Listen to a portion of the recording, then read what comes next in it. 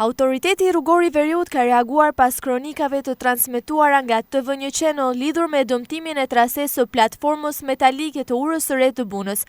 Gjatë 2 ditëve të fundit ka nisur puna për riparimin e saj, ndaj edhe njëra korsi në këtë segment është bllokuar për shkak të punimeve që po kryen. Specialistët e ndërhyrjeve në raste të tilla sqarojnë se materiali që përdoret quhet rezin, që përdoret për izolimin e platformës metalike dhe shtrimin e saj në mënyrë të njëtrajtshme, sikur ura të ishte duke u ndërtuar nga e para. Për këtë arsye po bëhet edhe heqja e shtresës ekzistuese. Për mos bërë riparime, thanë të heqim komplet, ta nisën nga e para, krijohet një cilësi e dur që të dalë ajo që duam. Shiko, materiali që përdorim ne, quhet rezin. Është dy përbërë, dy komponentësh.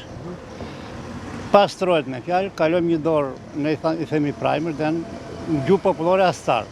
Pastaj bëjmë shtresat me rezin, dy komponentësh dhe kuarc brenda.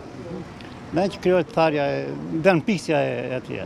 Punimet për riparimin e trases së platformës metalike të urës së re të Bunës do të zgjasin edhe 3 apo 4 ditë, derisa të rikthehen në funksion të plotë të dy korsitë e saj. Ura ishte dëmtuar deri në atë pikë sa e vështirësonte qarkullimin e automjeteve në të dy drejtimet, veçanërisht gjatë sezonit turistik, kur fluksi i trafikut rritet ndjeshëm, shpesh deri në bllokim të plotë. Ishte kjo arsyeja pse TVNJ Channel e trajtoi këtë shqetësim në disa edicione të lajmeve dhe më në fund ka një reagim konkret nga autoriteti rrugor përmes nisjes së punimeve për riparimin e urës.